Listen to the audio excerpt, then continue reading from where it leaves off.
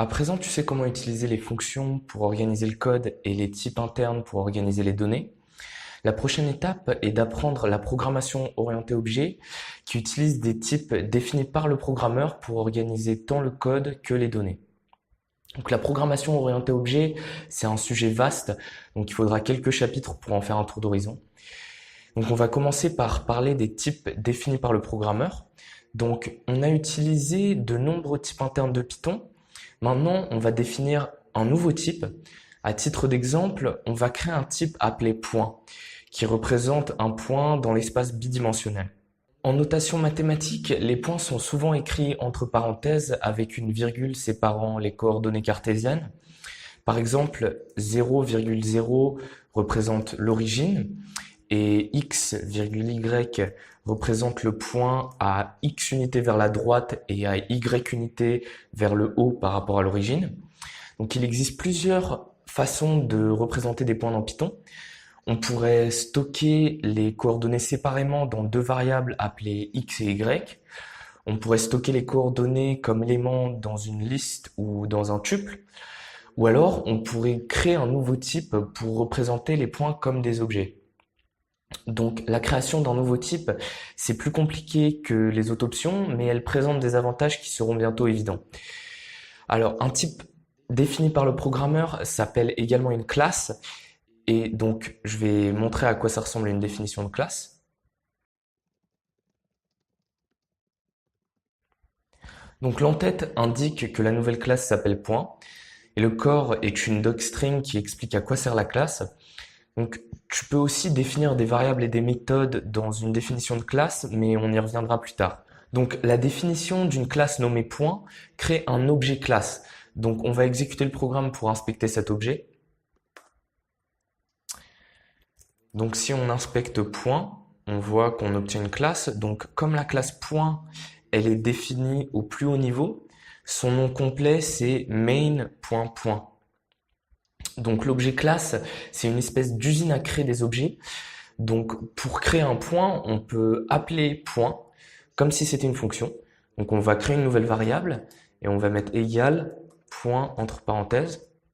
Maintenant si on affiche cette variable, donc la valeur de retour, c'est une référence à un objet point qu'on attribue à la variable pt. Donc la création d'un nouvel objet s'appelle une instantiation et l'objet est une instance de la classe. Lorsque tu affiches une instance, Python t'indique à quelle classe elle appartient et où elle est stockée dans la mémoire. Donc le préfixe 0x signifie que le nombre qui suit est en hexadécimal. Donc, et ce nombre, c'est l'adresse à laquelle se trouve l'objet dans la mémoire. Donc chaque objet est une instance d'une classe, alors objet et instance sont des termes interchangeables, mais dans ce chapitre, je vais utiliser instance pour indiquer que je parle d'un type défini par le programmeur. On peut attribuer des valeurs à une instance en utilisant la notation pointée. Donc si on met .x égale... Donc cette syntaxe, elle est similaire à la syntaxe pour sélectionner une variable d'un module, telle que math.py ou string.whitespace. Dans ce cas, cependant, on assigne des valeurs aux éléments nommés d'un objet. Ces éléments, on les appelle des attributs. Voici un schéma qui montre le résultat de ces assignations. Donc un diagramme d'état qui montre un objet et ses attributs s'appelle un diagramme d'objet. Donc la variable pt fait référence à un objet point qui contient deux attributs x et y. Chaque attribut se réfère à un float. Donc on peut lire la valeur d'un attribut en utilisant la même syntaxe, en faisant pt.y où x égale... L'expression pt.x signifie va à l'objet référencé par pt et amène la valeur de x. Donc dans l'exemple, on attribue cette valeur à une variable nommée x. Il n'y a aucun conflit entre la variable x et l'attribut x parce qu'ils n'existent pas au même endroit. On peut également utiliser la notation pointée dans le cadre d'une expression quelconque. Par exemple, on peut faire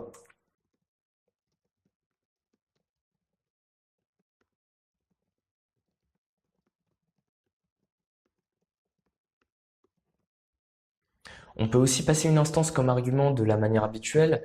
Par exemple, on peut définir une fonction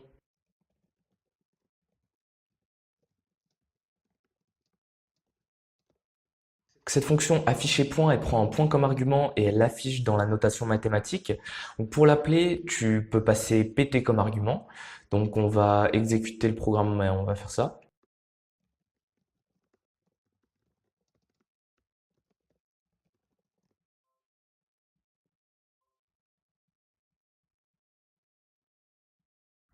Donc dans cette fonction, p, c'est un alias pour pt. Donc si la fonction modifie p, pt sera également modifié. Donc à titre d'exercice, tu vas écrire une fonction qui s'appelle distance entre points, qui prend 2 points comme argument et qui renvoie la distance entre eux. Maintenant que tu as fait ça, on va passer à la suite. Donc parfois, ce que les attributs d'un objet devraient être est évident, mais d'autres fois, tu dois prendre des décisions. Par exemple, imagine que tu conçois une classe pour représenter des rectangles. Quels sont les attributs que tu voudrais utiliser pour spécifier l'emplacement et la taille d'un rectangle? Donc, tu peux ignorer l'angle. Pour faire simple, on va supposer que le rectangle est soit vertical, soit horizontal. Il existe au moins 2 possibilités dans ce cas. Donc, premièrement, tu pourrais spécifier un coin du rectangle où le centre est la largeur et la hauteur. Ou alors, tu pourrais spécifier 2 coins du rectangle. Donc à ce stade, il est difficile de dire si l'une est meilleure que l'autre, donc on va mettre en œuvre la première juste à titre d'exemple. Donc je vais définir la classe.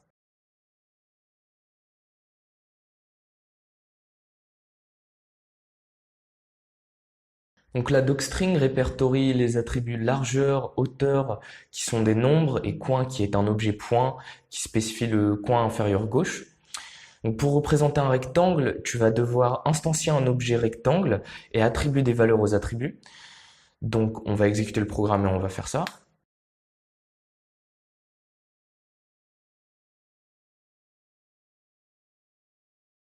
Donc l'expression rect.coin.x, elle signifie va à l'objet auquel se réfère rect et sélectionne l'attribut nommé coin, puis va à cet objet et sélectionne l'attribut nommé x. Voici un schéma qui montre l'état de cet objet. Donc on dit d'un objet qui est un attribut d'un autre objet qu'il est inclus. Parlons maintenant des instances comme valeur de retour. Donc les fonctions peuvent renvoyer des instances. Par exemple, je vais écrire une fonction trouver centre qui prend un rectangle comme argument et qui renvoie un point qui contient les coordonnées du centre du rectangle. Donc je vais définir cette fonction maintenant.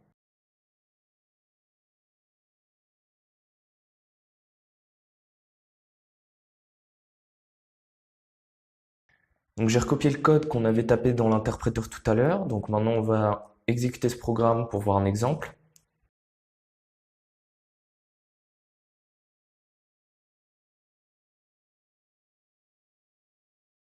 Donc voilà, on obtient bien le centre du rectangle qu'on a défini.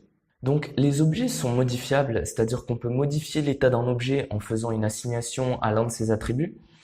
Par exemple, pour modifier la taille d'un rectangle sans modifier sa position, on peut modifier les valeurs largeur et hauteur. Donc par exemple, à ce stade, on peut faire.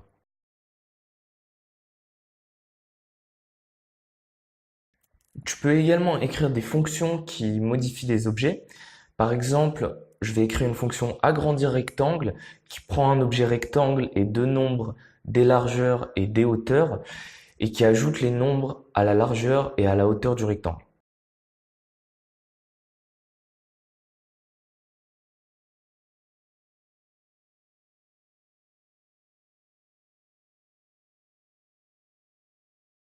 Exécutons ce programme pour voir un exemple.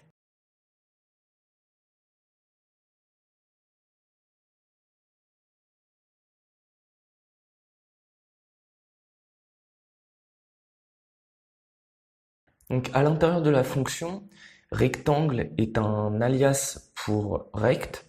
Donc quand la fonction modifie rectangle, rect est aussi modifié. À titre d'exercice, tu vas maintenant écrire une fonction nommée déplacer rectangle qui prend un rectangle et 2 nombres nommés dx et dy. Et cette fonction, elle devrait modifier l'emplacement du rectangle en ajoutant dx à la coordonnée x de coin et dy à la coordonnée y de coin. Maintenant que tu as fait ça, on va passer à la suite.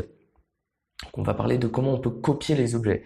Donc l'aliasing, ça peut rendre un programme difficile à lire parce que les changements à un seul endroit pourraient avoir des effets inattendus dans un autre endroit. Donc il est difficile de garder une trace de toutes les variables qui pourraient se référer à un objet donné.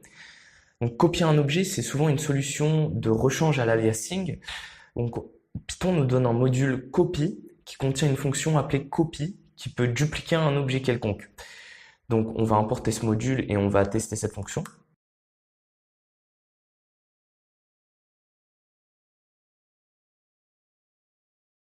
Donc désormais P1 et P2 contiennent les mêmes données, mais ils ne sont pas le même point. Si on fait que l'opérateur is indique que P1 et P2 ne sont pas le même objet, comme nous nous y attendions, mais tu t'attendais peut-être un peu moins au fait que l'égalité égale soit faux, parce que ces points contiennent les mêmes données.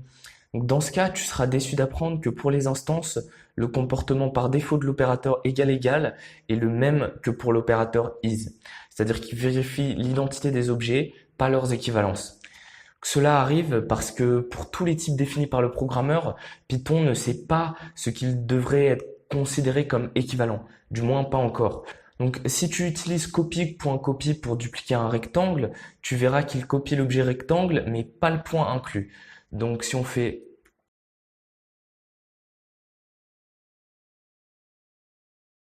voici un schéma qui montre à quoi ressemble le diagramme d'objet. Donc cette opération s'appelle une copie superficielle car elle copie l'objet et toutes les références qu'il contient mais pas les objets inclus. Pour la majorité des applications, c'est pas ce qu'on va vouloir faire. Donc dans cet exemple, l'invocation de agrandir rectangle sur l'un des rectangles n'affecterait pas l'autre, mais l'invocation de développer rectangle sur l'un des deux affecterait les deux rectangles. Ce comportement est source de confusion et d'erreur.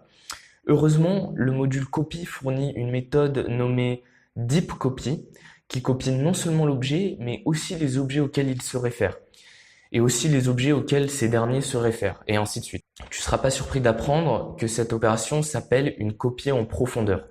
Donc on va essayer ça maintenant.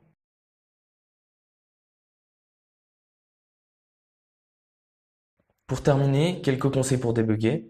Lorsque tu commences à travailler avec des objets, tu pourras rencontrer de nouvelles exceptions. Donc si tu essaies d'accéder à un attribut qui n'existe pas, par exemple, tu obtiendras une attribute error. Donc si on fait P égale si tu n'es pas sûr de quel type est un objet, tu peux lui demander. Par exemple, tu peux faire type. Tu peux également utiliser isInstance pour vérifier si un objet est une instance d'une classe. Donc, ensuite, si tu n'es pas sûr si un objet possède un attribut particulier, tu peux utiliser la fonction interne hasAtr. Le premier argument peut être un objet quelconque, le second est une string qui contient le nom de l'attribut. Donc, tu peux également utiliser une instruction try pour voir si l'objet possède les attributs dont tu as besoin.